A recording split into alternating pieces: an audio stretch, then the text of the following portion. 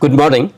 Last week, Sriram gave us a scintillating lecture on music and dance at the Kapalishwara temple. Today, he will present the life and times of D.K. Jayaraman, a leading vocalist of yesteryear, who was conferred the Sangita Kalanidhi title in 1990. Sriram says D.K. Jayaraman was perhaps the first musician he met and listened to. He was just 2 or 3 years old when Jayaraman came home to teach music to Sriram's uncle and his cousins. You are familiar with the basic facts about Sriram. He is an entrepreneur. He runs family businesses in industrial hydraulics and software. He is the editor of Madras Musings, a secretary of the Music Academy, and the author of 22 books. His most recent book is a biography of Chennai. It went on sale early this month, but is already into a second edition. This despite the fact that the book has a very serious approach, 450 pages in all, no photographs. The book discusses issues rather than institutions or people. It has chapters on the early history of Chennai, the Chennai Corporation, the water problem, rivers, waterways and sanitation, transportation, architecture, music and dance, cinema, food, education, commerce, sports and so on. There is no better book for a deep and holistic understanding of Chennai, its problems and challenges, its spirit. Sriram's work at the Music Academy relates to publications, archives, workshops and lectures and digitization. Right now we are deep into the music season. It is a season of digital concerts and Sriram is helping organize the advanced recording of the concerts. He says he hasn't had time to listen to actual concerts himself. Sriram is a pioneer of heritage walks in Chennai. He has so far completed 99 heritage walks and tours in Chennai and other cities. His first heritage walk was in Mylapore in 1999. He has since conducted 75 walks in Chennai and 24 walks and tours in other cities. These include Calcutta, Lucknow, Ajanta-Ellora, even Cambodia, besides South Indian cities like Hampi, Kanchipuram, Thiruvayaru and so on. Some 80 to 100 people take part in each heritage walk and some 40 heritage enthusiasts from Chennai fly with Sriram to other cities for the heritage tours there. During the early years, Sriram had to speak very loudly at heritage walks for all the participants to hear. Now he has acquired a megaphone. He speaks into a transmitter and all the walkers have individual receivers. This is the way such tours are conducted in the West, he points out. With all his work at the Music Academy, Madras Musings, Heritage Walks and his YouTube channel, one wonders how Sriram is able to run 2 businesses as well. One reason for his multitasking efficiency is that he is an early riser. He is up and running at 4:30 a.m. every day.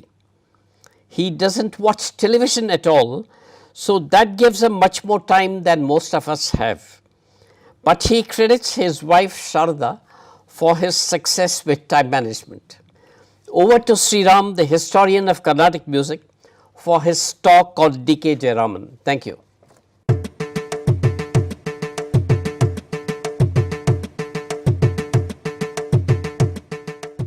Good morning, everybody, and welcome to this lecture which commemorates and celebrates the life of Sangita Kalanidhi D.K. Jayaraman. Thank you, Mr. Chari, for once again providing a platform for me to speak, and Mr. Madhu for that very warm introduction. This is a topic that Mr. Chari himself suggested, and when I took it up, I suddenly realized that it was such a pleasurable exercise, chiefly because it brought back a lot of childhood memories to me. D.K. Jayaraman sir was really the first professional musician with whom I had any kind of an interaction. And I was probably, this interaction happened between the time that I was 3 and probably till I was 7 or 8. But along with my own memories, which are not very clear, understanding the age, but with a lot of family lore that has been passed down to me, I was able to remember all those happy days when he used to come home to teach music. D.K. Jayaraman was born on 22nd July 1928. Actually, as he himself says, he was not very certain about the exact year of birth. He says that his father, for some reason, chose not to write down the year of birth of him alone, while he did so for all his other siblings. And he himself has gone on record in a Shruti interview to say that he was probably born in 1927 or 1928 on 22nd July. He was born as the 6th child of Damal Krishnaswamy Dikshitar and Rajammal. Among the siblings, Ranganathan was the first, and then came Pattammal, and then it appears that a couple of children did not survive childhood, and then there was Nagarajan, and finally Jayaraman. Jayaraman was born as the 6th child, and there are two different accounts as to how he was given his name. The first is that the mother was undergoing a fairly difficult labor, and the father, in all his anxiety, ran out to the Anjaneya Swami temple, the Theradi Anjaneya Swami temple in Kanchipuram, and prayed there. And when he got to know that it was a boy, he named him Jayaraman. It is also said that the mother prayed very fervently that the 6th child should not be a girl, because apparently it was considered that a 6th child born as a daughter would be inauspicious to the family. And when he was born as a boy, she named him Jayarama. So Jayaraman is what he became, and that is the name by which he would become famous. The father at one time had been a landholder, but he had 8 sisters to get married off, and in that process denuded himself of all his wealth and finally became a school teacher in Kanchipuram. And that is how the family was living. In 1931, there occurred a very interesting incident in the family. Daughter Pattammal participated in a school play where she sang, and she was given a gold medal. This was published in the Swadesamitran. What you see here in this picture is a photograph of that news clipping. And when the news came out in the local daily, all hell broke loose in the Orthodox Dikshitar family, because it was considered a matter of shame if the daughter of the household's photograph actually appeared in the newspapers. It's a very different time and era compared to what it is now, when it is the greatest hope of anybody and everybody that their photograph should appear in the newspapers. But anyway, thereafter the story is pretty well known.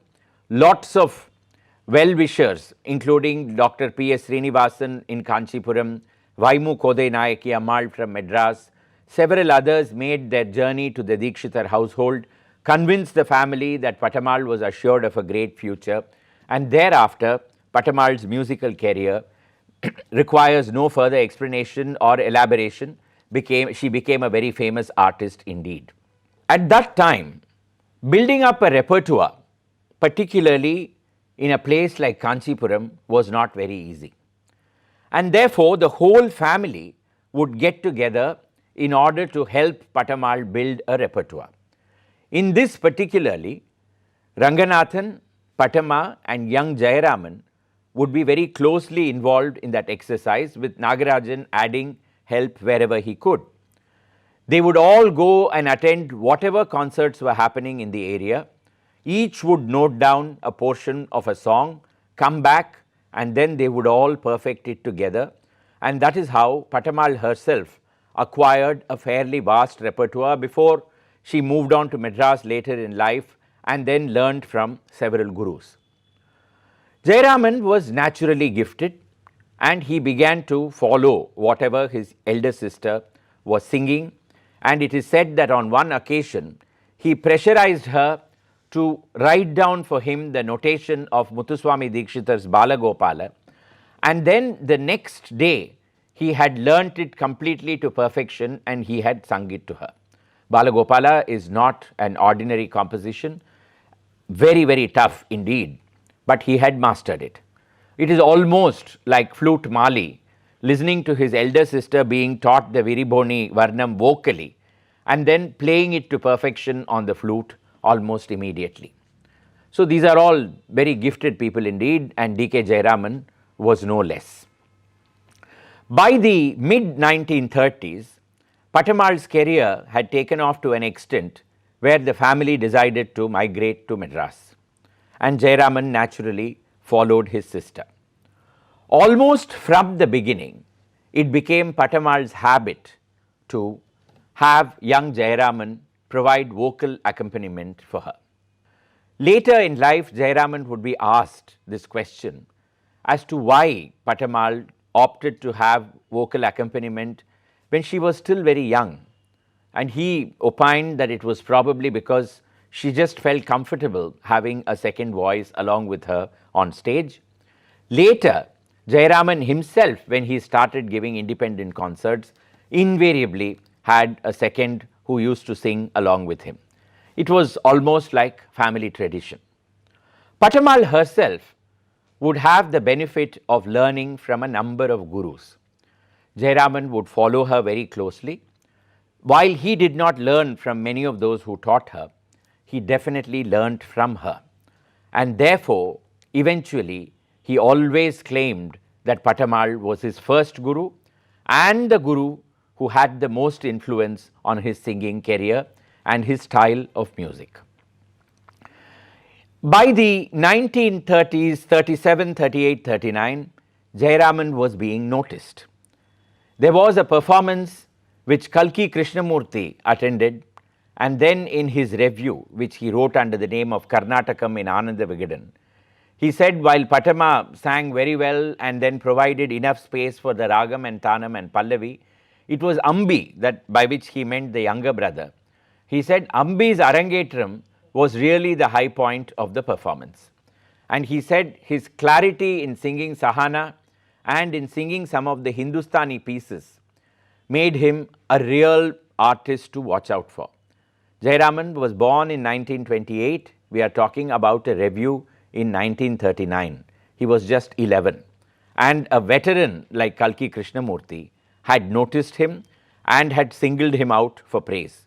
Getting praise from Kalki Krishnamurti was not such a simple matter.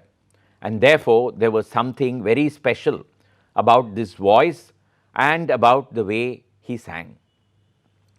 At this time, Patamal was becoming a very, very popular gramophone artist.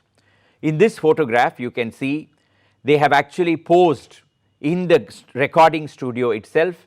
The father, Krishnaswamy Dikshitar, playing the tambura, Patamal and Jayaraman very young indeed in this photograph, seated together along with a mridangam, a violinist, a kanjira artist, just before a recording. These kind of photographs were usually taken as publicity stills and later on released along with the gramophone record or as pre-publicity for the gramophone. So let us now listen to one particular recording of Patamal and Jayaraman singing together for the gramophone. The song is Gokulam Yamunai Brindavanam Purinda Tavame Darisilane, and in that you will hear in the Charanam, Patamal sings 2 lines and then Jayaraman sings 1 line, then Patamal sings 2 lines and Jayaraman sings 1 line. His voice has not broken at this stage, as can be made out, but what is amazing is the clarity with which he is singing. தேவர்கள் வாழ மேதினி பாதம் தீர்க்கவும் அருளாலே தீர்க்கவும் அருளாலே தேவகிசி வசுதேவர் தமைந்தனாய் தேவகிசி வசுதேவர் தமைந்தனாய் சிவதுரானகரில் வந்தவதாரம் கம்சனை வதம் செய்த கம்சனை வதம் செய்த வெஞ்சிரையும் பவனோயும் அகற்றிய வெஞ்சிரையும் பவனோயும் அகற்றிய வரகை நாயகனே. So that second voice that you can hear in this recording was Jayaraman's voice singing those lines alone. It came to be noticed, and this gramophone record was a huge success when released in the market. Thereafter, Jayaraman became a regular at Patamal's concerts. He provided her vocal accompaniment, and he developed at a very, very early age an unerring sense of what was desired by the audience, what was the change, impromptu changes to be made on the concert platform in order to impress the audience. And very often he would even talk to Patamal in the middle of the performance and tell her that if you did this or if you did that. At such a young age, he had a complete unerring idea as to what was needed. And this would stand him in very good stead as he would go along in future as a performing artist. There were many publicity stills that were taken. This photograph that you see of Jayaraman and Patama singing together is one of a series that was taken by Ananda Vigadan when they released a double spread on them both singing together. In this time, in the 1930s, a very great influence came into the life of Patamal and Jayaraman, and that was Papanasam Sivan. Sivan taught Patama, and gradually as Jayaraman began accompanying her for some of these learning sessions, Sivan grew to have a great affection for Jayaraman. He in fact considered him to be one of his children. And Jayaraman was singularly lucky in that he practically became the repository of almost all the compositions that Sivan composed in a fairly long life. They had a great rapport with each other, and there was hardly a day when Jayaraman was in town and he did not go and call on Papanasam Sivan. If they did not come, if Patamal and Jayaraman did not come, Sivan would send a note asking as to why they had not landed up, and he would say that I have composed a couple of songs, I want you to listen to them. They would then learn it, and there were occasions when Sivan composed a song in the morning, the duo learnt it in the afternoon and recorded it or performed it that very same evening. This is how Sivan's songs came to be propagated. Several years later, Jayaraman would give a lecture demonstration on Papanasam Sivan Kritis. Let us listen to what he has to say about his impressions of Papanasam Sivan. எல்லோருக்கும் நமஸ்காரம். அஷ்டமிக்கு முன் தினம் ஒரு நாள் நான் ஆத்துல உட்காந்து பாடிட்டு இருக்கேன். ஒரு பெரியவர் என்னை கூப்பிடுறாருன்னு யாரோ வந்து சொன்னா. அந்த பெரியவர் யாருன்றத பின்னால சொல்றேன். எனக்கு அவ்வளவு பக்தி அந்த பெரியவர்கிட்ட. சரி கூப்பிடுறாருன்னு சொல்லிட்டு நான் சைக்கிள் எடுத்துட்டு போனேன். போனா பிரதி வருஷமும் நான் கோகுலாஷ்டமிக்கு ஆத்துல பாடுவேனே, இந்த வருஷம் எனக்கு பக்கவாத்தியம் கிடைக்கல, நீ ஏன் கொஞ்ச நாளா வரல ஆத்துக்குன்னு கேட்டேன். நான் அடிக்கடி அவர்கிட்ட போறது உண்டு. என்னமோ ஒளியில வர முடியாது போயிடுதோ அப்படின்னு ரொம்ப வருத்தத்தோட சொன்னேன். சரி நாளைக்கு கட்டாயம் வந்துடும், நான் பாடுறேன், எனக்கு வாசிக்கிறதுக்கு பக்கவாத்தியமா மிருதங்கம் பெட்டில் ஏற்பாடு பண்ணோம்னு சொன்னார். காரைக்குடி முத்தையர்னு இப்ப அவர் இல்லை, அவருடைய பிள்ளைகள் வந்து மிருதங்கம் வாசிப்பார் ஒருத்தர், இன்னொரு பிள்ளை பெட்டில் வாசிப்பார். அவர்கிட்ட போய் சொன்னேன், ஐயோ ரொம்ப சந்தோஷம், எங்களுக்கு குழுப்பம் இருக்கணுமே, அவருக்கு வாசிக்கிறதுக்கு பேஷா வந்துடுறோம், என்ன சுத்தின்னு கேட்டா 4:30 சொன்னேன். மறுநாள் அவ வந்துட்டா. சின்ன ஹால், சப்பையா ஒச்சட்டையா ஒருத்தர் உட்காந்துருக்காரு. நெத்தியில வந்து அந்த நாமமோ விபூதியோ நம்ம அந்த மார்க் வச்சுக்கிறாள், அதெல்லாம் வச்சுக்கல. அவர் பார்த்தா என்னமோ ரொம்ப இதுல பஞ்சத்துல அடிப்பட்ட மாதிரி உட்காந்துருக்காரு. ஆனா அவர்கிட்ட ஏதோ ஒரு சக்தி இருக்கு, அது தெரியுது பாக்கச்சு. பக்கத்துல ஒரு 7-8 பேர் உட்காந்துருக்கா, எல்லாரும் காத்துட்டு இருக்கா. இப்ப 4 நாளைக்கு முன்னால ஒரு பாட்டு போட்டேனே, ஜெயராமா நீ வந்தையே, நான் ரொம்ப நாளா வராந்துட்டு 4 நாளைக்கு முன்னால போயிருந்தேன், இப்போ ஒரு பாட்டு போட்டிருக்கேன் தன்யாசியில அப்படின்னு பாடி காமிச்சார். அந்த பாட்டு இப்படி இருந்தா நல்லா இருக்குமே, நான் சின்ன வயதுதான் சொல்றேன். என்ன ஐயோ ஊக முழுதேல் சிறுவர் உரையும் கொள்கைன்னு சொல்லுவா, நான் எடுத்துக்கிறேன்பா, நீ நல்ல ஞானத்தேன், என்கிட்ட ரொம்ப பிரியம் உண்டு அவருக்கு, எனக்கு ரொம்ப பக்தி உண்டு, முன்னே சொல்லிருக்கேன். அது சரின்னு சொல்லிட்டு அவர் அந்த பாட்டை பாடி காமிச்சார். பாலகிருஷ்ணன் பாதமலர் பணிவோர் கிணை இல்லை அப்படின்னு ஆரம்பம். நான் சொன்னேன் பணிவோருக்கு இடர் இல்லைன்னு சொல்லுங்களேன், இன்னும் அடிச்ச மாதிரி இருக்கும், வேஷம் அப்படியே போட்டுள்ளாங்க. அதை அப்படியே பண்ணி அந்த கோகுலாஷ்டமி தினத்தை அன்னைக்கு அதை பாடினார். அந்த மகான் யாருன்னா பாபநாச சிவன். அவரோட நான் ஒரு ரொம்ப சின்ன வயசு, ஒரு 7-8 வயசுலேருந்து ஒரு பழகும்படியான ஒரு பாக்கியம் பெற்றவன் நான். இந்த கபாலி பண்ண உடனே மோகன ராகத்துல நானும் பட்டமாவும் 1937லயே கத்துண்டோம் அவர்கிட்ட. அப்பவும் இந்த மாதிரி தான் பாடுவார். அதாவது கஷ்டப்பட்டு ஒரு சுகத்தை கொஞ்சம் கொடுக்கக்கூடிய ஒரு சுபாவம் அவர் பாட்டுல, அது அவருடைய பாணியம். அதுல அந்த தமிழ்ல ஒரு ருச்சியான தமிழ், கரடுமுரடான தமிழ் இல்லை, டமால் டிமில் என்னமோ ஒண்ணுமே புரியாத அந்த மாதிரிலாம் இல்லாத அந்த வார்த்தையோட இந்த ராகமும் சேர்ந்து ரொம்ப அழகா இருக்கிற ஒரு தமிழ் அவர் பாட்டு.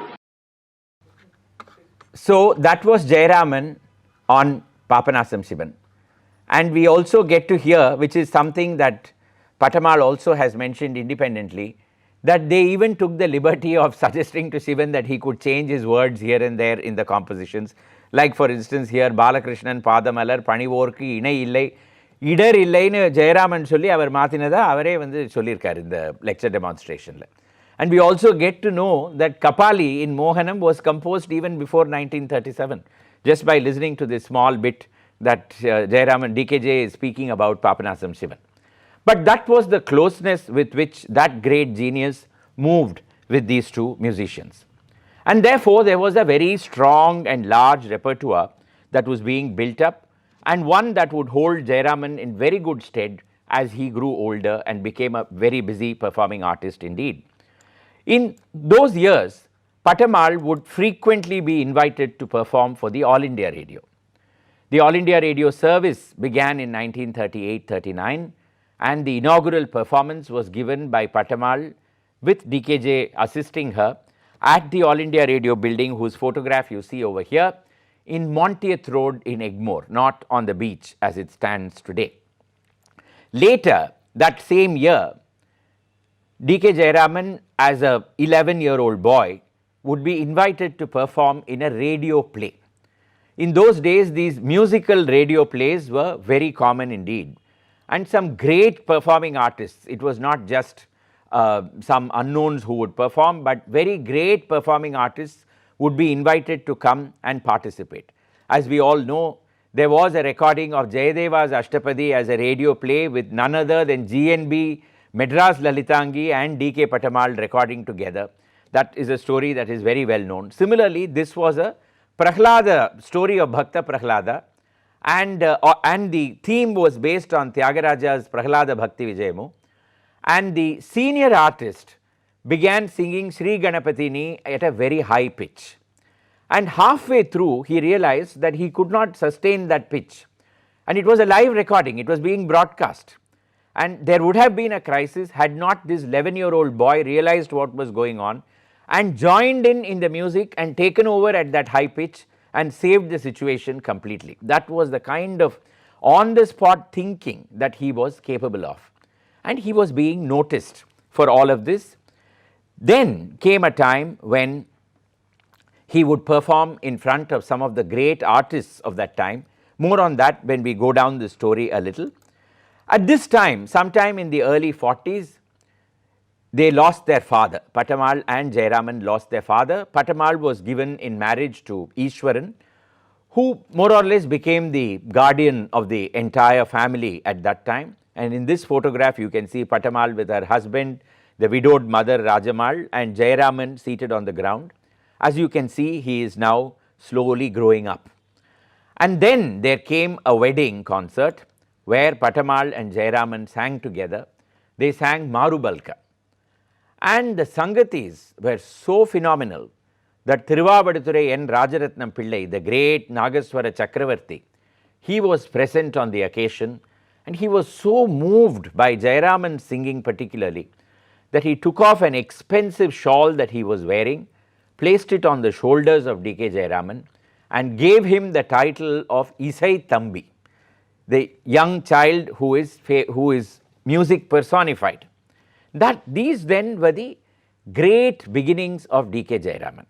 Gradually, he would graduate to becoming a musician of his own, singing radio concerts. And what is very surprising is at this time, when his voice was breaking, he was already teaching people music in Kanchipuram. In fact, he says that his first tuition in music was at the age of 12, when he would cycle all around the place, and he was known as the cycle Bhagavatar, and he would go from house to teach music.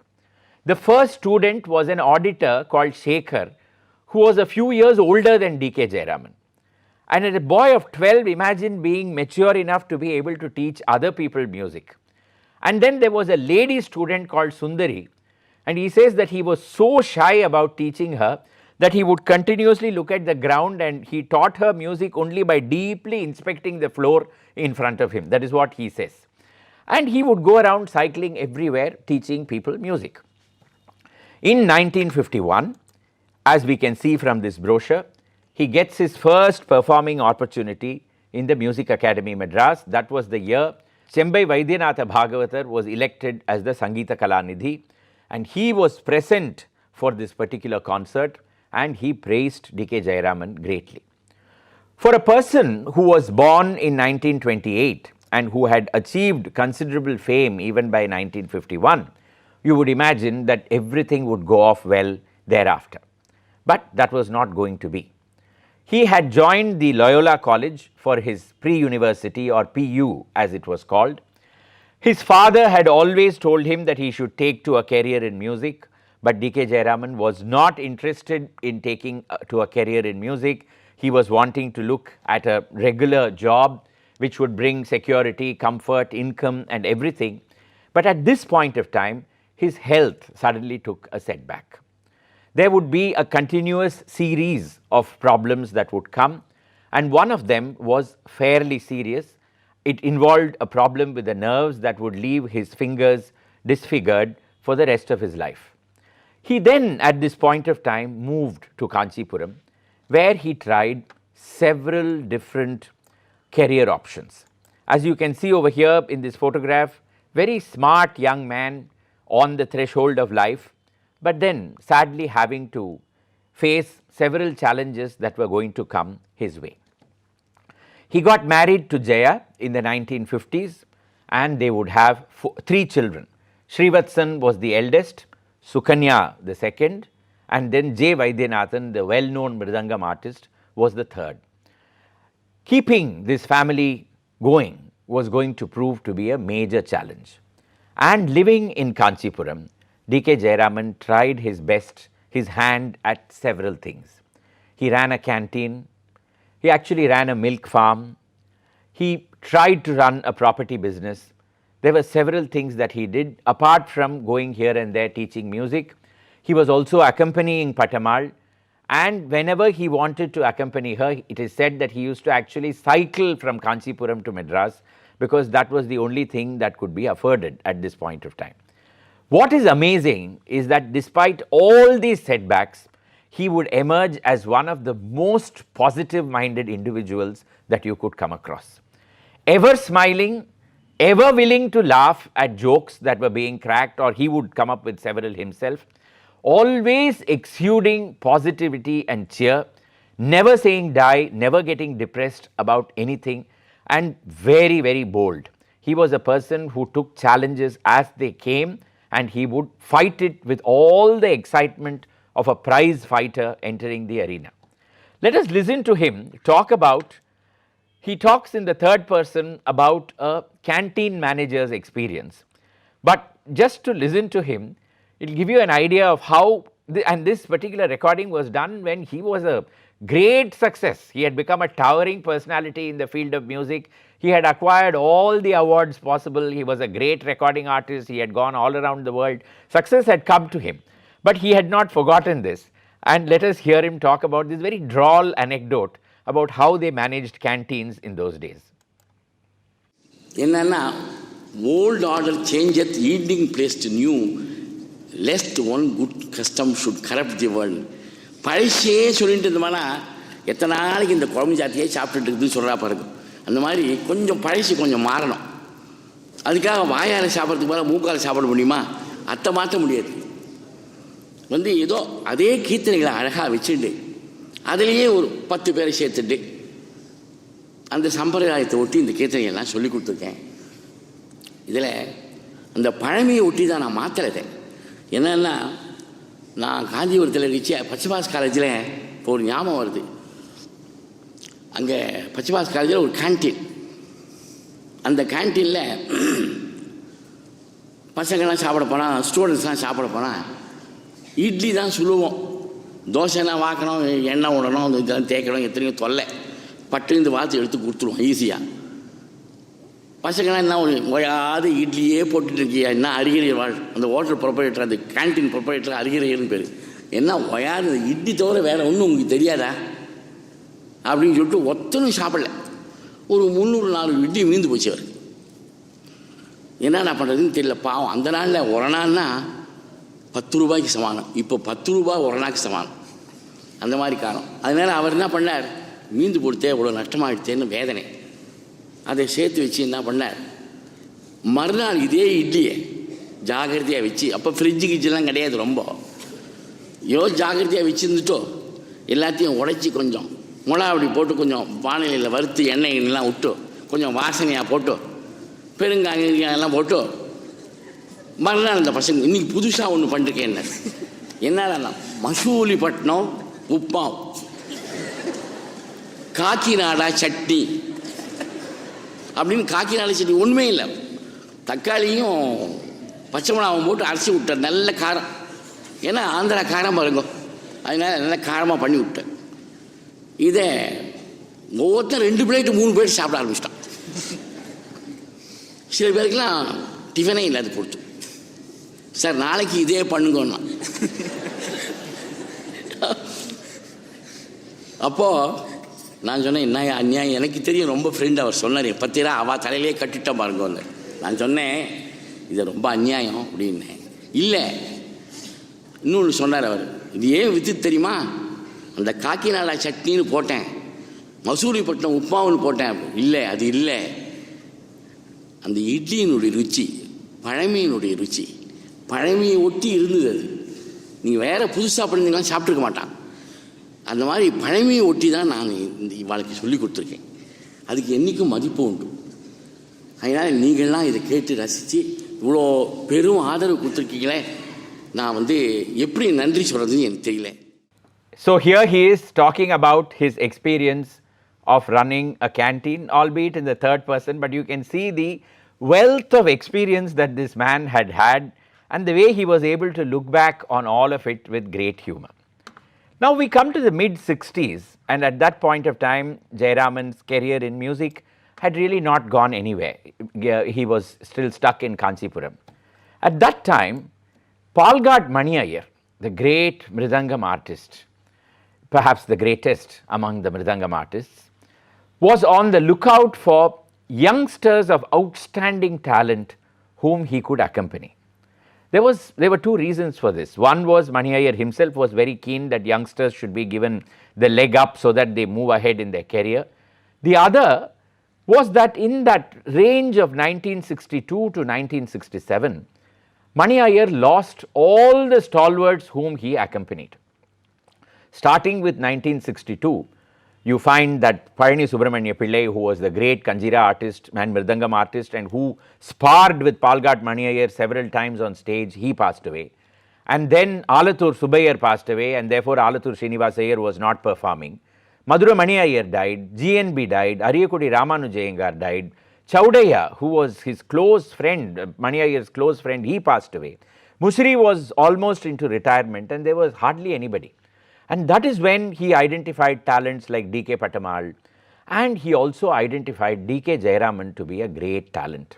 In this photograph, you see Palghat Mani Iyer accompanying D.K. Jayaraman a few years later.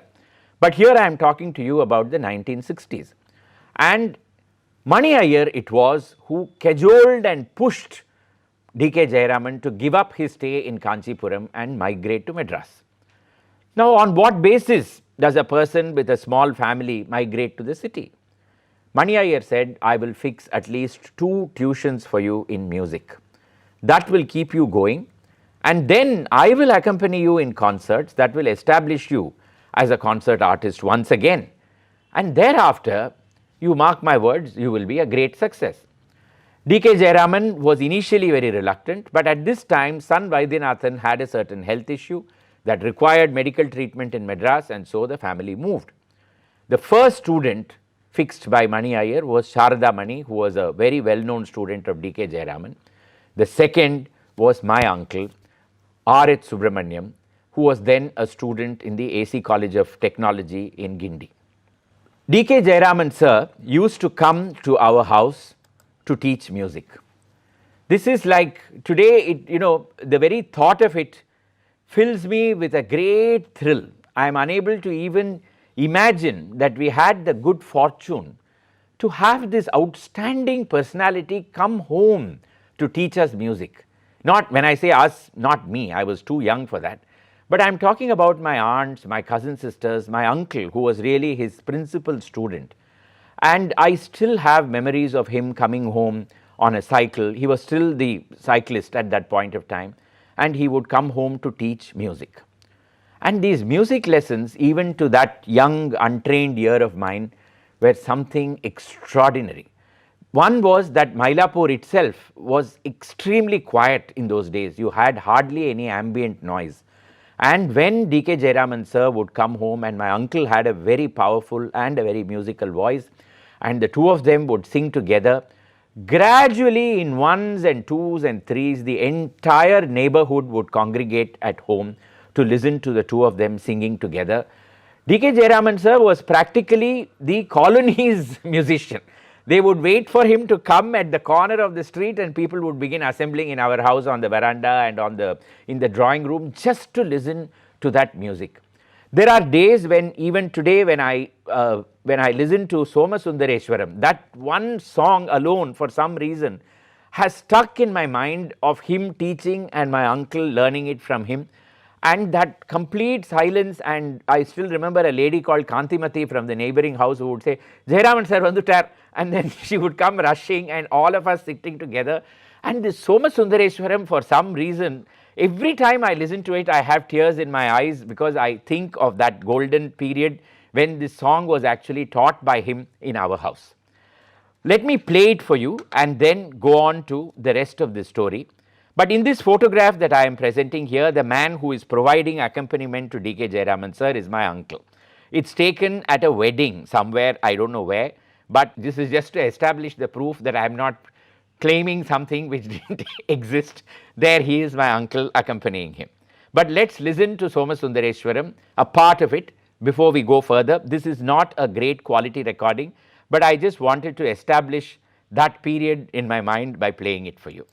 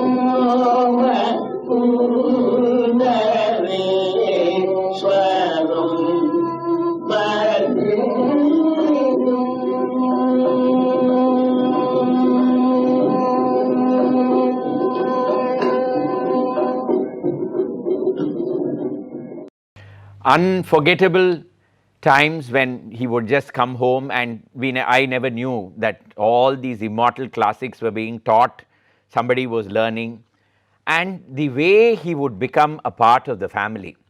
The house was a continuous maternity home.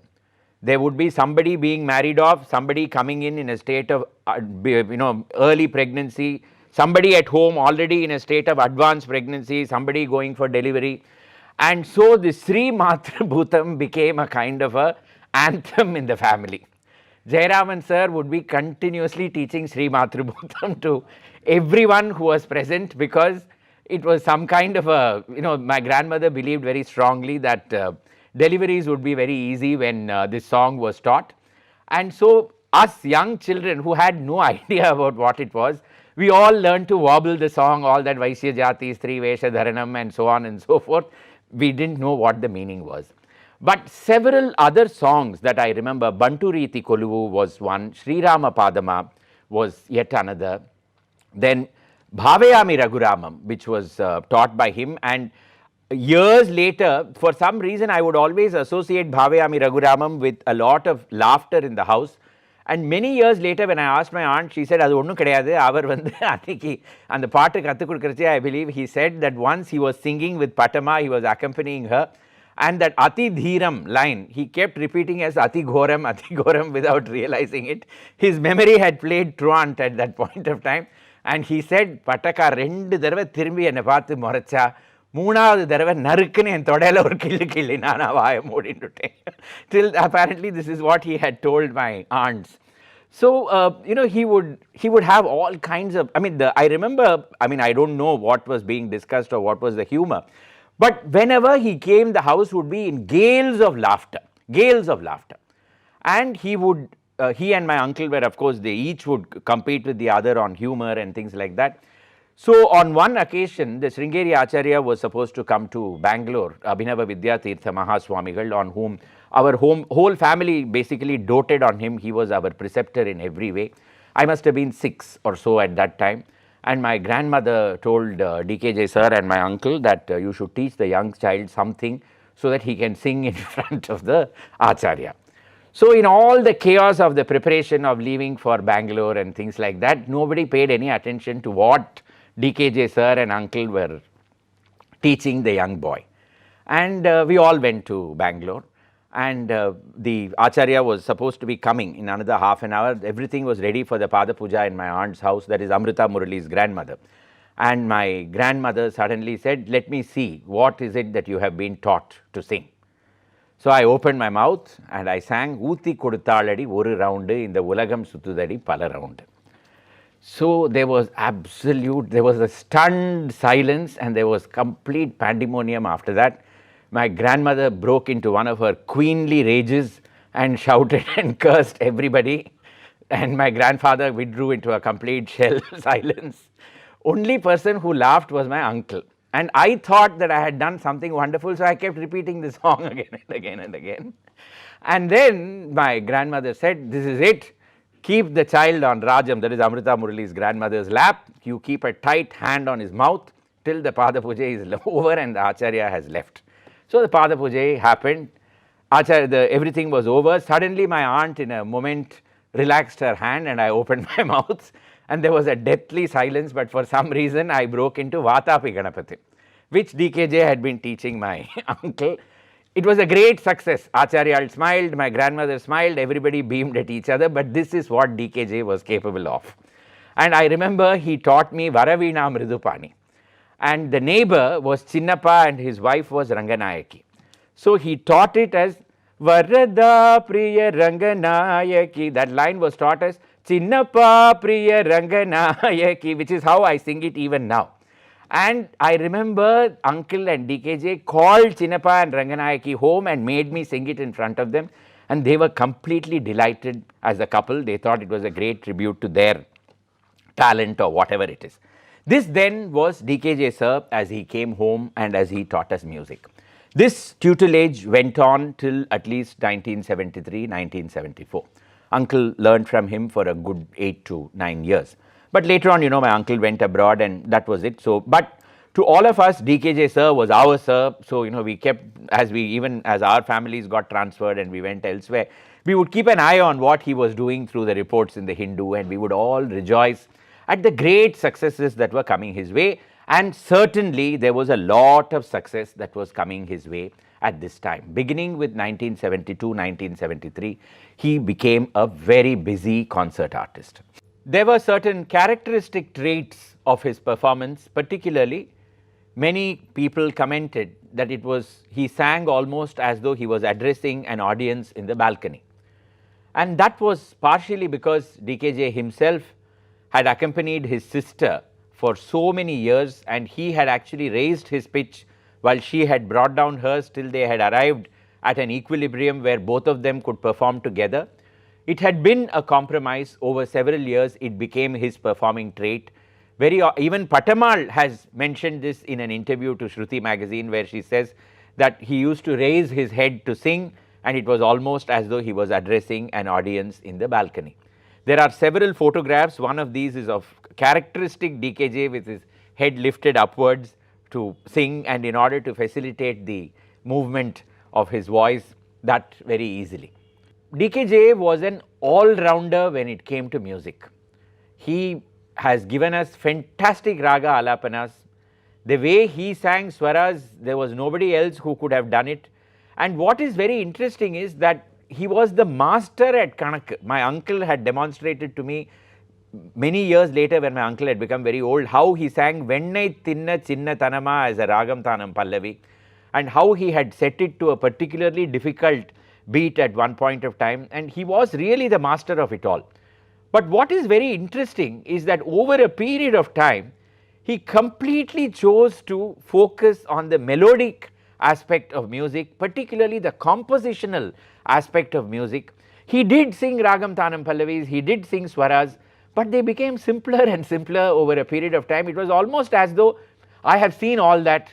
Now let me get on with the melody, which is the core aspect of Carnatic music as far as I am concerned. And he has defended this in several occasions.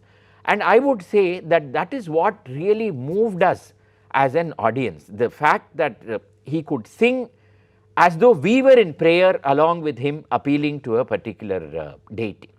Just listen to this Yemani Vegintune and see how he sings the Ayyayo at the end of every line, and how he brings a wealth of emotion into that particular word. It is not possible to do this as a mere technical exercise. You need to understand the lyrical content. You have to understand the musical context in which that lyrical content has been placed.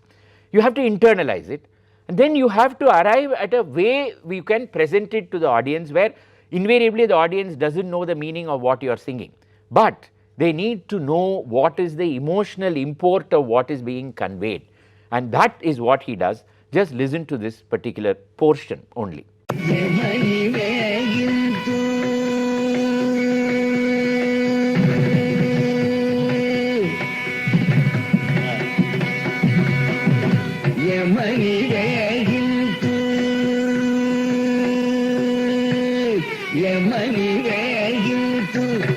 ఎంతని సైరిల్తు యమని వేగు ఎంతని సైరిల్తు యమని వేగుతు ఎంతని సైరిల్తు యమని వేగు ఎంతని సైరిల్తు యమని వేగు ఎంతని సైరిల్తు నా ముద్దు దేవుడు నన్ను బాసేనయ్యో, నా ముద్దు దేవుడు నన్ను బాసేనయ్యో, నా ముద్దు దేవుడు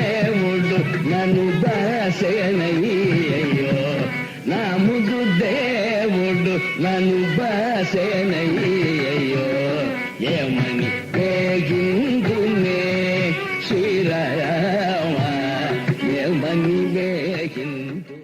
It is the genius of Tyagaraja that he has placed it in that fashion, but it requires a musician of this order in order to be able to convey it exactly like that and to bring in his own stamp into it. Several others have sung this composition, it is not unique to DKJ, but this presentation of DKJ is entirely his own. During the course of this presentation, putting together this presentation, I was at a conflict within myself as which to include, which not to include. There were so many songs, so many raga alapanas that I wanted to. Then I decided it's my own presentation, let me put in what is my favorite and then leave the rest. After all, you can go to YouTube and listen to all this yourself. I am going to play 3 portions of Ma Mayura Meedil Eriva, Maravai Chidambara Bharati in Bilahari.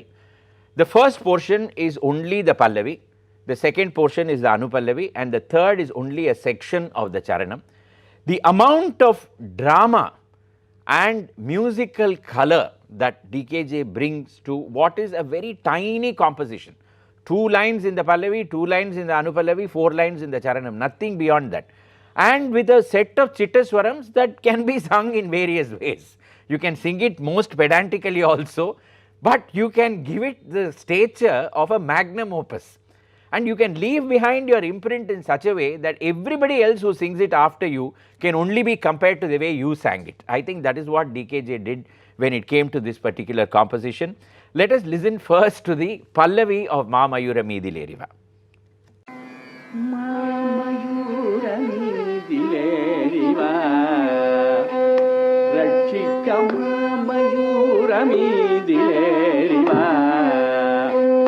Rakshika Ma Mayura Meedil Eriva, Rakshika Ma Mayura Meedil Eriva, Ennai Rakshika Ma Mayura Meedil Eriva, Ennai Rakshika Ma Mayura Meedil Eriva, Ennai Rakshika Ma Mayura Meedil Eriva, Ennai Rakshika Ma Mayura Meedil Eriva, Ennai Rakshika Ma Mayura Meedil Eriva, Ennai Rakshika Ma Mayura Meedil Eriva, Ennai Rakshika Ma Mayura Meedil Eriva, Ennai Rakshika Ma Meedil Eriva, Ennai Rakshika Ma Meedil Eriva,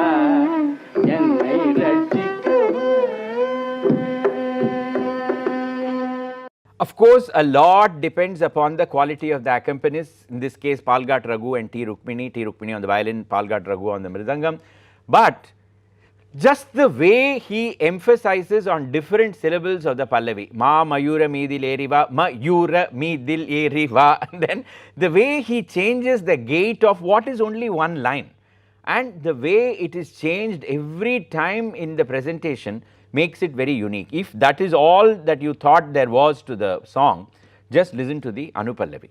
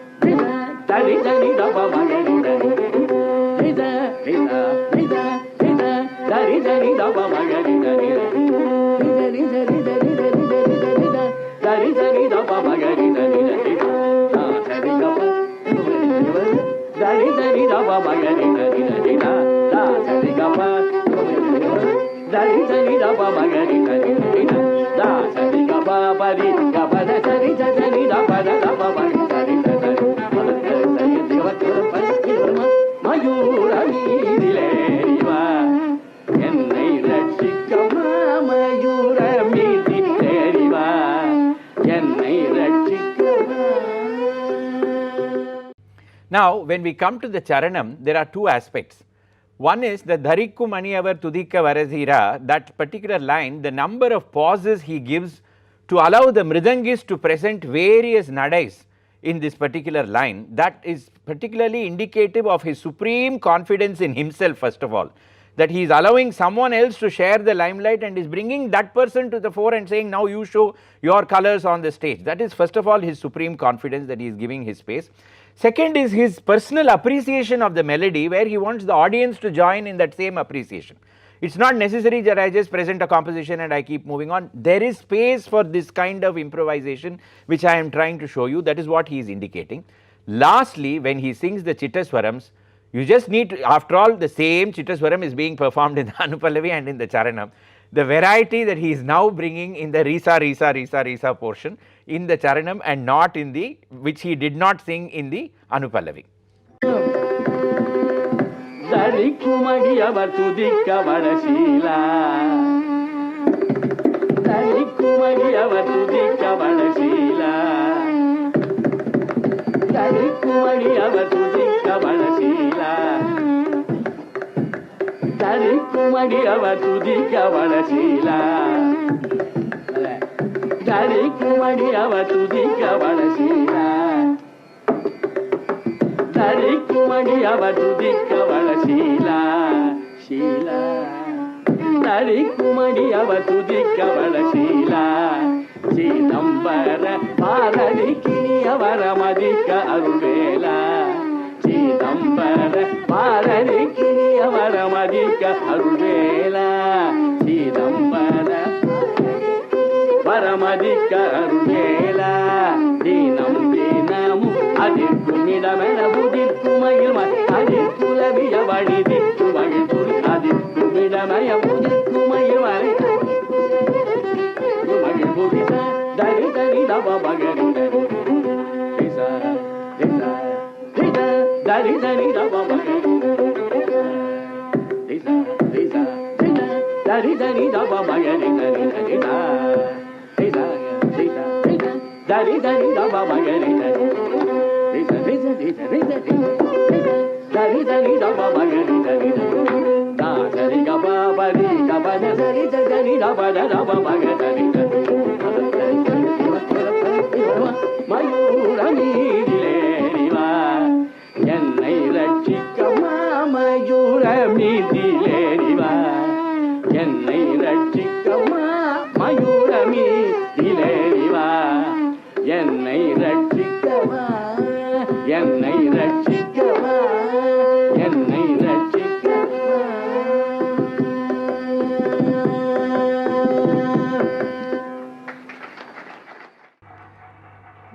The Risa, Risa in the Anupallavi, Risa, Risa, Risa, Risa, Risa, Risa, Risa, the next one, Risa, Risa, Risa, Risa. The amount of change that he could bring in just two notes, this man was just amazing. And as an audience, it's just, you just have to control yourself from stopping to get up and begin dancing along with the composition, actually, the way he could carry us along with him as he went along. Here we see him with T.K. Murthy and T. Rukmini once again with his daughter accompanying him in this photograph, daughter as a very young girl at that point of time. Look at the Sheela and the and Vela in Ma Mayura Meedileriva. Similarly, in Shodhanai Sumaiki Ivereyala, that Mala, Meela, these were all added by DKJ himself in order to give a very unique color to the composition. So there were several songs where we would wait to see what was this interpretation that he is going to give to it and how he is going to make it his own. Several compositions would actually come to DKJ and he would leave his stamp on it forever. For instance, the Mohana Kalyani Tilana of Lalgudi Jayaraman. that composition was really given shape on concert stage only by DKJ, with Lalgudi Jayaraman accompanying him in those concerts. In fact, there have been many occasions when apparently there has been one occasion where at the end of it, somebody came and asked whose composition it was, and DKJ sir turned and said, "This is on the Lalgudi order," and Lalgudi said, "I may have given it form, but you are the one who has made it into a composition." And this is the great generosity between two great artists, each recognizing the other on stage. From 1967, 1968 till 1975, DKJ continued accompanying his sister. After that break owing to his health issues, and on his return to Madras, he continued providing vocal support to Patama, and she has given an interview in Shruti where she says that he had an unerring, as I mentioned earlier, an unerring idea of what would go down well with an audience at any given point of time. So she talks about how she was recording inside the studio and he was on the glass partition and he was standing outside, and she had completed the alapana and she was singing the composition, and he knew that she was going to sing Kalpana Swarams at that point of time. He began gesticulating wildly through the glass and began telling her, "Sing Neraval, sing Neraval, sing Neraval," and she immediately took that cue. And she says she began doing Neraval, and then she went on to sing the Kalpana Swarams, and she says that impact which it had, I would have never thought of it myself. I only realized it at that point of time as to how he had this sense. But she also says that it was not necessary that she accepted everything that he told her. For instance, in this famous Gunijanadi of Muthuswami Dikshitar, apparently he suggested a three-way singing of the Chittaswaram between herself, Lalita and himself. And they actually rehearsed it, where each one would sing it in their own respective harmonious Shrutis and all coming together at the end. They were going to sing it together, but at the last minute Patamal developed cold feet and said, no, I don't think this is going to work. Let's go back. I don't know what he had envisaged in his mind and what was thought of. Sadly, it's only a print interview. But even a composition like this Javali Cheli Nenetlu, the end, the repeating thrice, and the speed of the composition, the way Patamal sang it, it had a very weighty and a slow gait to the composition. DKJ speeded it up. It became a very sprightly composition in his hands, and that ending with the singing thrice, Cheli nenetlu sahintune, and then Cheli nenetlu, Cheli nenetlu, Cheli nenetlu sahintune. It made it kind of created such a sense of drama in the performance that only he could have thought that composition had it in it in order to support that kind of improvisation. As he became busier and busier, it's very interesting to see that this was a man who never let go of his hobbies, so to speak. So apparently he could sketch very well, and this photograph that I am showing you here is a pen and ink sketch that DKJ has done of his sister DK Patamal. He was crazy about cricket. Krishnamachari Srikant was his all-time idol, and he apparently always said that it is very unusual to find such an aggressive South Indian, and this fellow, the way he is beating the ball out of the ground, it's a lesson to everybody. And he used to, even in the middle of his tuition classes, he would go back to see what the score was. He was that kind of a person. The other thing was extraordinarily well read. He read every book that came his way. He had a supreme command over English. You remember in that portion where he is talking about the canteen, he is actually quoting from Mont d'Arthur, where he talks about the old order changeth, yielding place to new. And similarly, every time he had certain aphorisms and some favorite quotes that he would mention, particularly in his speeches, which came very spontaneously to him because of his extensive reading. He also had time for everything, for his family, for ensuring that the household was being run in a certain way. He ensured that his children, graduated. He took care of his family in every way, and he had enough and more time for his students. The classes would begin in the morning and go on till late at night. I keep going back to my uncle because he was my link to DKJ sir. Many years later, and I am talking about the 2000s, DKJ sir had long passed away. Uncle himself was a double amputee confined to a wheelchair in America. Every day he would sing the compositions as had been taught to him by DKJ. There was not a single variation in the Sangatis or of lapse of memory because of the way it had been ingrained into him. My uncle told me that there would be several occasions when his parents had gone traveling somewhere and he was practically alone at home. He would want his friends to come over and have a good time, but DKJ would come. And he would make sure that the classes would not have even a moment's lag. He would depart only after he felt that the class had been satisfactory to himself. And despite all the distractions that was there in our household, everybody learnt because of the amount of discipline he brought into the teaching, and he created numerous disciples. People began to dote on his singing. People began to love the way he sang. He traveled abroad several times.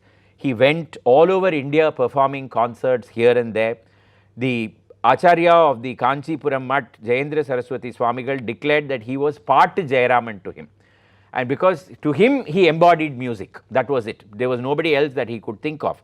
And in this photograph, we actually see DKJ along with his students singing in front of the pontiff of the Kanchi Kamakoti Peetham. We will now listen to DKJ sing Kapali, and how in the second section of the composition, how he brings in all those variations in the song. மதிப்புணல் அரபு கொன்றை தும்பை அருகும் மத்தை புனை மாசடையான்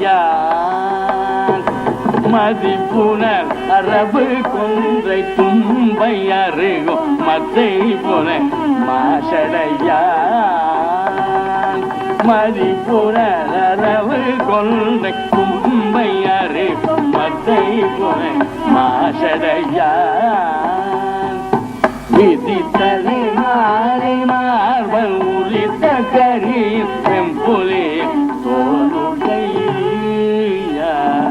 விதித்தலை மாலை marble உரித்த கரியில் Sembuli தோலுடையா விதித்தலை மாலை marble உரித்த கரியில் Sembuli தோலுடையா அதிரம் முழங்கும் புடுக்கையும் திரிசூலம் அங்கியும் குரங்கமும் இளங்கிடுகையால் அதிரம் முழங்கும் புடுக்கையும் திரிசூலம் அங்கியும் குரங்கமும் இளங்கிடுகையால் அதிரம் முழங்கும் புடுக்கையும் திரிசூலம் அங்கியும் குரங்கமும் இளங்கிடுகையால்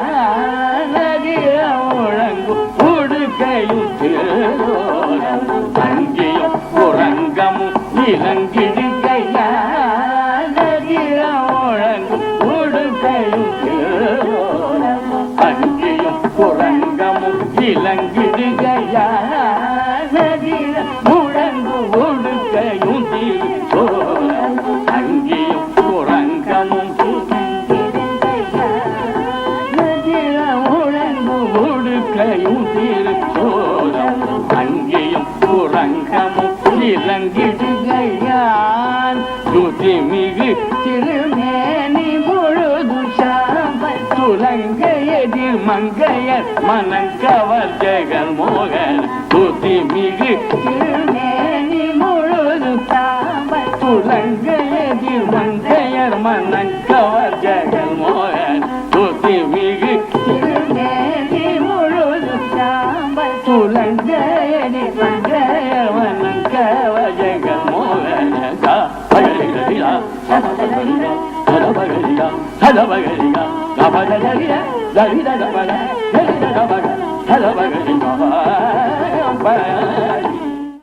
When you hear him sing it, you can hear Bhikshatana coming down in procession down Madavidi and dancing to the tune, and you can hear Papanasam Sivan composing the composition. It is such a direct link, the amount of color that he brings into that particular composition. There were several other composers, as I said, whose songs were given life to by D.K. Jayaraman sir. One of them was Thanjavur Shankarayar.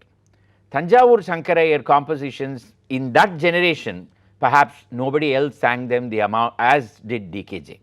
And my favorite, of course, has always been the Ranjani Mala. And in that particularly, I have got a small clip of the Megharanjani portion alone for you to listen to before we go on with the story.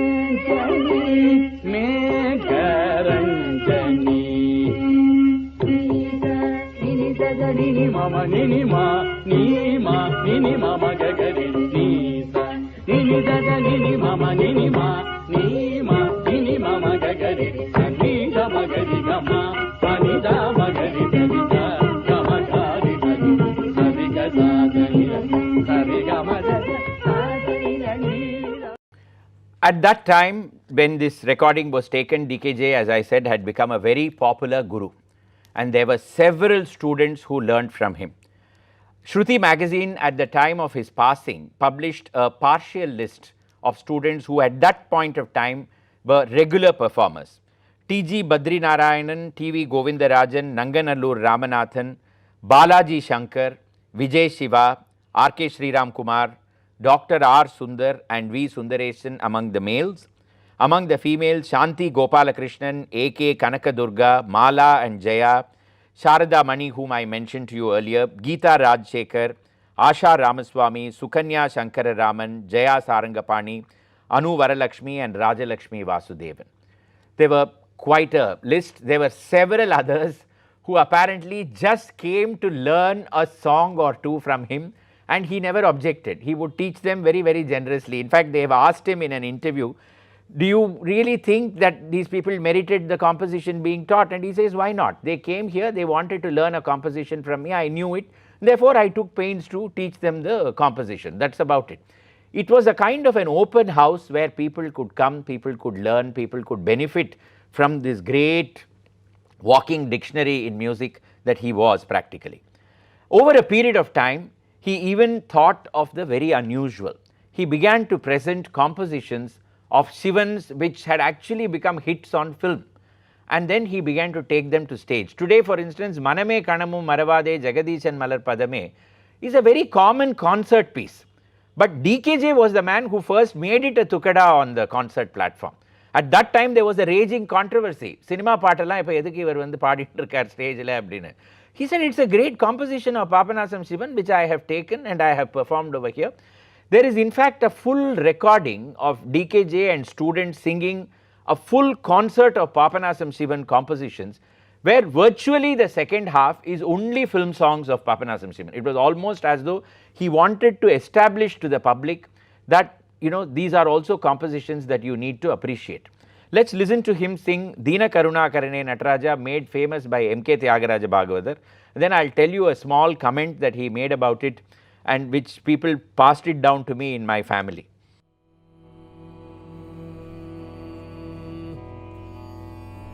Dina Karuna Karane Nataraja Nilakantane, Dina Karuna Karane Nataraja Nilakantane, Dina Karuna Karane Nataraja Nilakantane, Dina Karuna Karane Nataraja Nilakantane.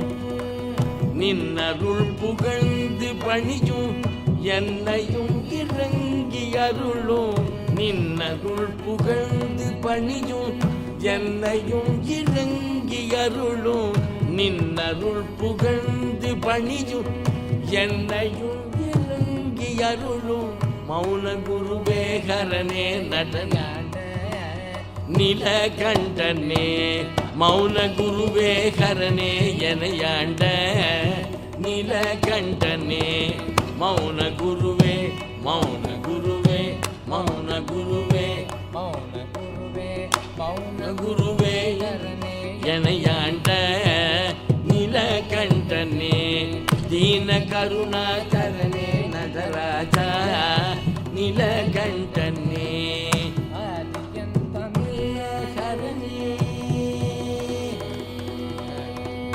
ஆதியந்தமில்லாகரனே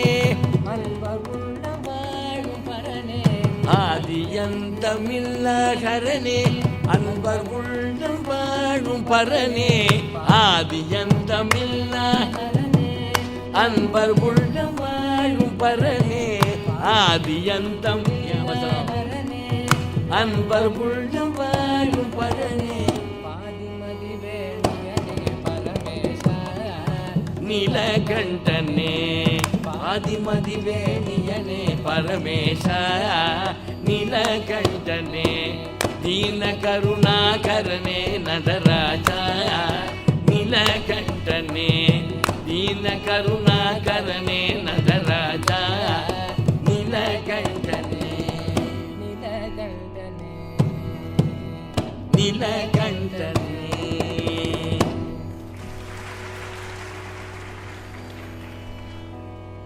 இது போகிற வரவேன்னா பாடிட்டு பார்த்தனால அவ்வளோ popular song. You can make out that DKJ doesn't remember all the words, but he's so open to his disciple correcting him, and then he is following the disciple also. So it's not as though he has any ego on stage. For him it was just the great performance that mattered. But in this song, he apparently made a comment in our house about how when he was young, they would all give it new words. Pohade vadi penne Vatamulla Roja Malare Pohade. They would sing that also, and he taught several people in our house that composition with this as the opening line. He's an amazing man. Anyway, so we go ahead. DKJ, as I said, was a greatly looked up to citizen in the world of Carnatic music, but despite all that, he had time for participating as judge in competitions at the Music Academy and several places where he would come, where he would listen to youngsters perform. He would attend concerts by youngsters. You can see in this photograph T.M. Tyagarajan, Sandhya Vandanam Srinivasa Rao and DKJ in a floral shirt, sitting there and judging the competition and writing marks in the Music Academy. One of those wonderful backstage photographs that we have in the collection over there, where he is as a judge, and he would very meticulously note down all the points about every student, and he would then give a very fair judgment, and his evaluation was really looked up to. He received several honors and recognitions, but to him what perhaps mattered most was being given the title Nada Jyoti by Papanasam Sivan himself. That is all that mattered to him. He has said it in a special profile on Papanasam Sivan, where he says, Sivan gave me that title and I consider that to be the greatest that anything that I could have ever aspired to. Later, he would get other awards as well, more on that just as we are coming to the end of this. But as life went along, he became more and more and more involved in the Sahityam and in the presenting of the compositions. There was even a criticism levied against him, saying that your concerts have now become several song pieces. There is very little of anything else, and he has defended it, saying, what is wrong with that? If there is a Dachukovalena, or if there is a Chintayama Kandamula Kandam, or he doesn't use that song but he uses something else, these are all essays in their respective ragas. And he says it is more difficult to perform a composition with the emphasis of Sugu and Bigu, which is a word that he uses in that interview, and present it wholesomely to the audience and give them the feeling of a complete concert at the end of the day. He had reached a stage where he was looking at much of it as an exercise, and it was the musicality of the compositions that was what was really mattering to him, and the need to present them perfectly. He taught his students the Kamalamba Navavarana Kritis and staged it. And during that performance, there is an impromptu moment when suddenly he just breaks into ecstasy at the lyric, and he asks them to sing again. I am going to play that portion to you now.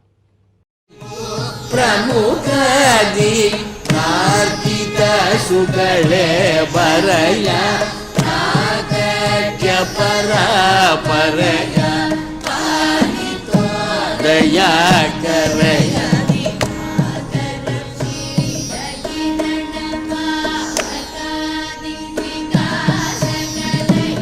எவ்வளோ அழகு பாருங்க, இந்த வார்த்தை எவ்வளோ அழகு பாருங்க.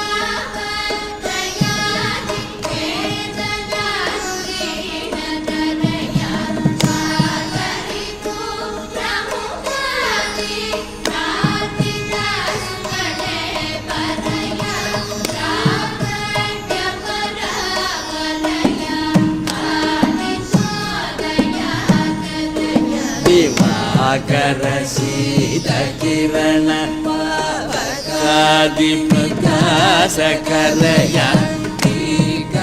ತಾಪತ್ರಯ ವೇದನ ದುರೀನ ತರಯ ಪ್ರಮುಖಾದಿ ಪ್ರಾರ್ಥಿತ ಸುಗಳೇ ಪರಯ ನಾಗಜ್ಞ ಪರ ಪರಯ ಪಾಲಿತೋ ದಯಾ ಕರಯ ಶ್ರೀಕಮಲ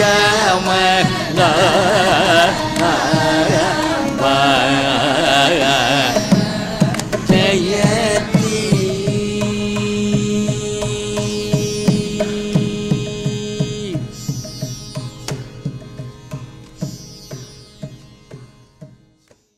The awards, as I said, were going to come. In the midst of all this, let me add one more facet of DKJ's life. The Margari Masa Bhajane that Shivan had instituted and made a great event in itself, DKJ carried on that tradition as well. As long as he was able, he used to make it to the December Margari Masam, the bhajanes in the around the Kapalishwara temple. He would participate with the group, he would sing.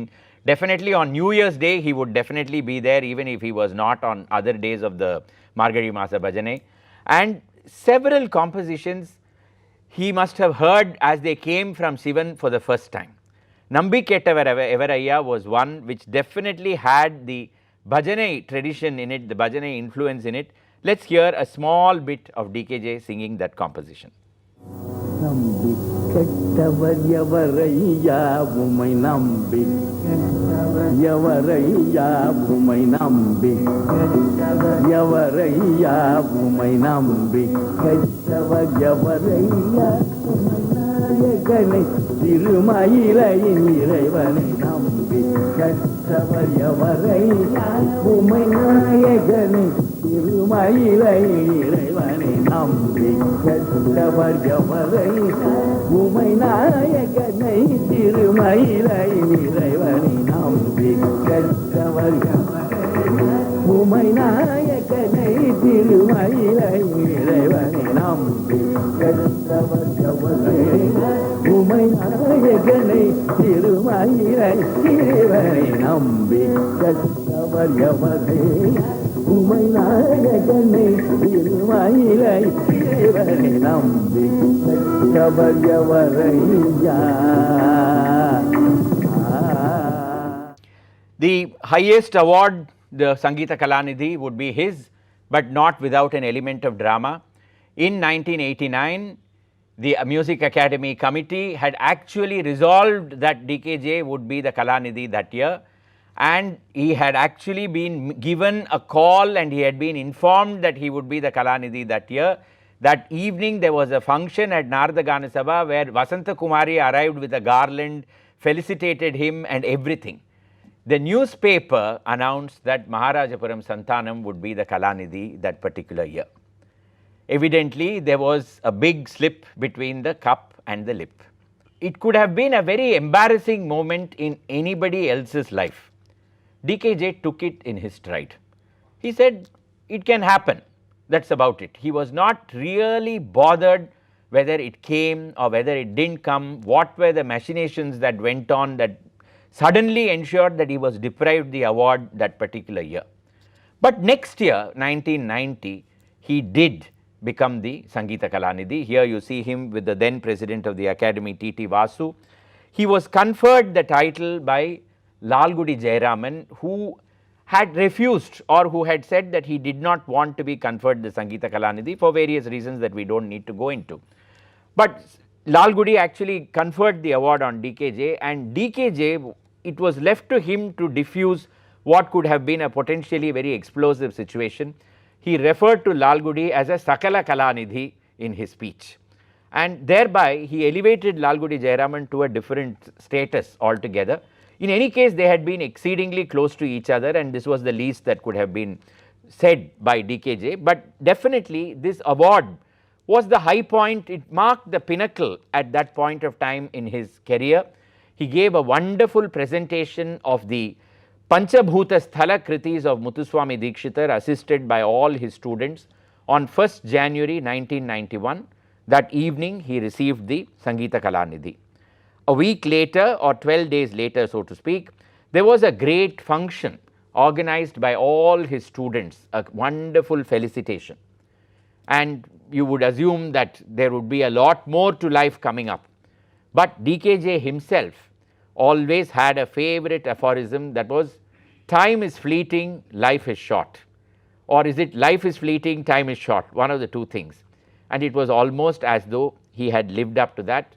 25 days after receiving the Kalanidhi, he passed away on the 25th of January 1991. It was a very sudden and abrupt end to a glorious career, but which had been backed by years of struggle and hard grit, determination, positive thinking, and a great can-do attitude. Today we talk about all these management books and attitude changes and behavioral. He lived it. He showed that you could be pulled back any number of times, but if you had it in your mind, you could come back. Of course, he had solid musical worth backing him, and without that, it would have never ever happened. It was a great loss to the world of Carnatic music that this great man passed away when he was only 62. Imagine if in the normal course of things DKJ had lived on to his 80s, or what a senior citizen he would have made, what a guiding light he would have been, how many more students he would have brought to the fore. But that is only in the element of conjecture. In order to get a first hand view of what it was to learn under Sri D.K. Jayaraman, I requested my dear friend R.K. Sriram Kumar to come here today and share with us his memories. Welcome, Sriram. Namaskarams to all of you. I thank Sriram and Chari sir for inviting me. Sri DKJ taught in such a way that you will never forget this composition all your life. He would explain the nuances of the raga in that. And learning from him was just not about music. You actually learnt about life. Every single thing he would impart in such a very casual way, and it would remain in your hearts for life. What to learn in life, how to save money in life, what relationships mean in life, how do you learn from others.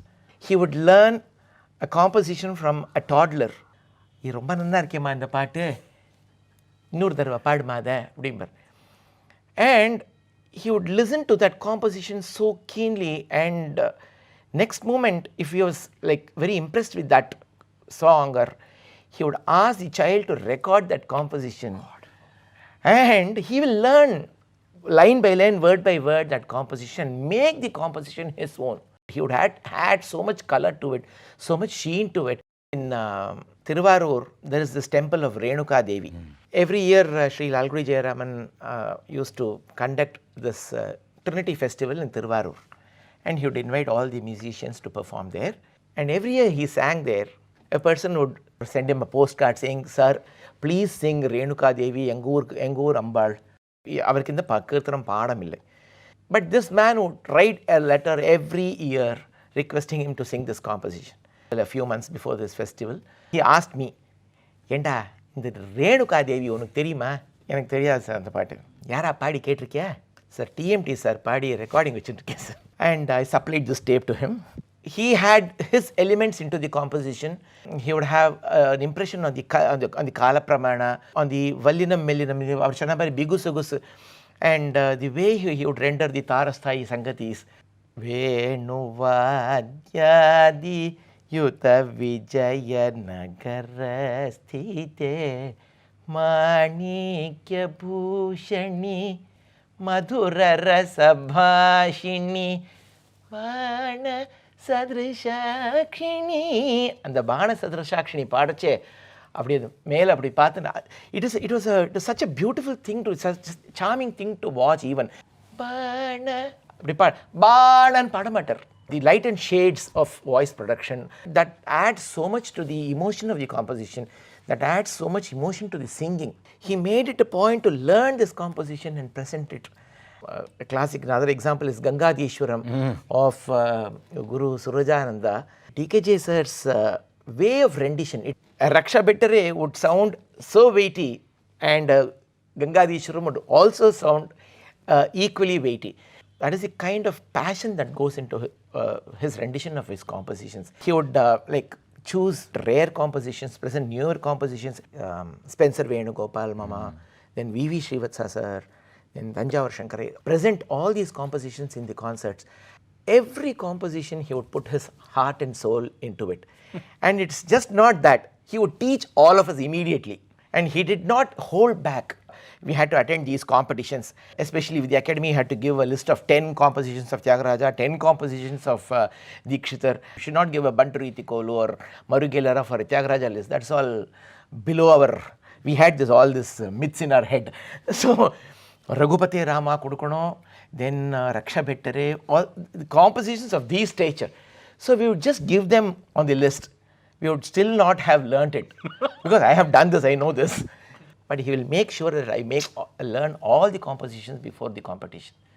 Vijay listed Pallavi in Vagadishwari. Actually, Vijay had learned this Pallavi from DKJ for some reason, but he was not too happy with Vijay singing Vagadishwari at the academy. Vijay rendered this Pallavi putting 2 talams on his hand. Tishra Triputta on one hand, and I think it was Mishra Chapu or some other talam on the left hand.